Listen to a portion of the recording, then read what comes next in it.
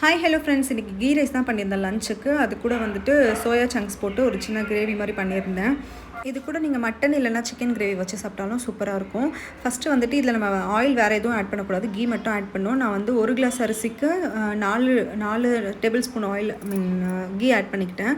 அதில் வந்து 2 ஏலக்காய், 2 பச்சை மிளகாய் போட்டுட்டு ஒரே ஒரு ஆனியன் கட் பண்ணி போட்டுக்கிட்டேன்.